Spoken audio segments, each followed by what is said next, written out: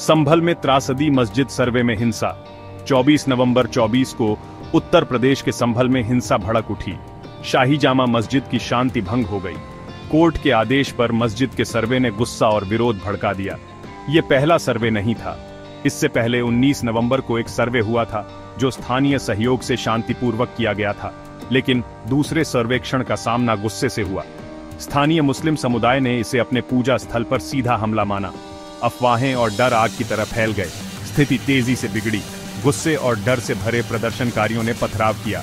गाड़ियों को आग लगा दी गई, जिससे पवित्र स्थल युद्ध क्षेत्र में बदल गया। पुलिस ने बल प्रयोग किया। भीड़ को तितर-बितर करने के लिए आंसू गैस के गोले दागे गए। हालात और बिगड़े, जिससे पुलिस को बंदूक चलानी पड़ी। दिन त्रासदी में समाप्त हुआ। 4 मुस्लिम पुरुष, नईम, बिलाल, नोमान और एक 19 साल का युवक मृत पाए गए। कम से कम 16 पुलिस अधिकारी घायल हुए। संभल हिंसा के बाद तुरंत और सख्त कार्रवाई हुई। पुलिस ने कम से कम 25 लोगों को गिरफ्तार किया। लगभग 2,500 लोगों के खिलाफ शिकायत दर्ज की गई। इसमें स्थानीय सांसद जिया-उर-रहमान बर्ग जैसी प्रमुख हस्तियां भी शामिल थीं। सरकार ने कड़े सुरक्षा उपाय लागू किए। इंटरनेट बंद कर दिया गया। स्कूल और कॉलेज बंद कर दिए गए। सार्वजनिक समारोहों पर प्रतिबंध लगा दिया गया। बाहरी लोगों, सामाजिक संगठनों और जनप्रतिनिधियों को बिना अनुमति संभल में प्रवेश करने से रोक दिया गया।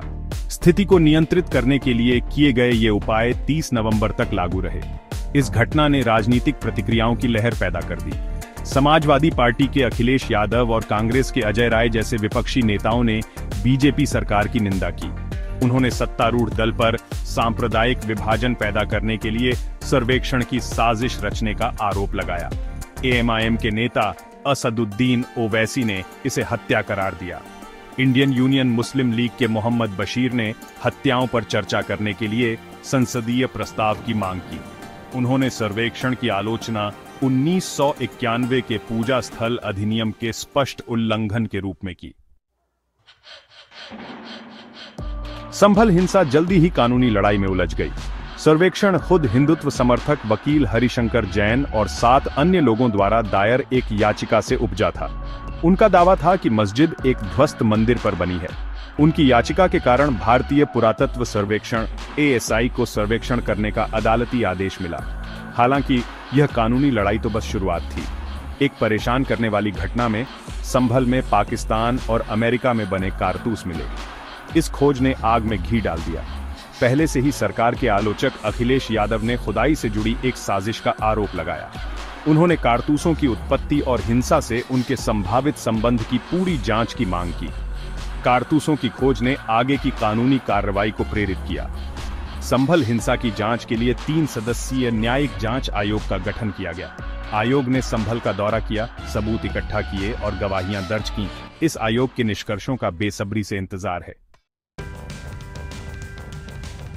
संभल मस्जिद हिंसा ने भारत पर एक लंबी छाया डाली है।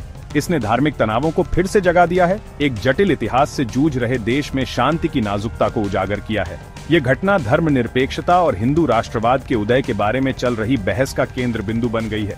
इस घटना ने 1991 के पूजा स्थल अधिनियम को भी सुर्खियों में ला दिया है। यह अधिनियम, जिसका उद्देश्य धार्मिक स्थलों पर संघर्षों को रोकना है, हाल के वर्षों में कई कानूनी लड़ाइयों के केंद्र में रहा है।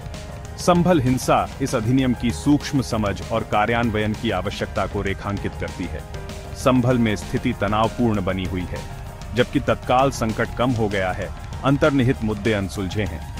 यह घटना एक विविध समाज में संवाद, सहिष्णुता और पारस्परिक सम्मान के महत्व की एक कठोर याद दिलाती है।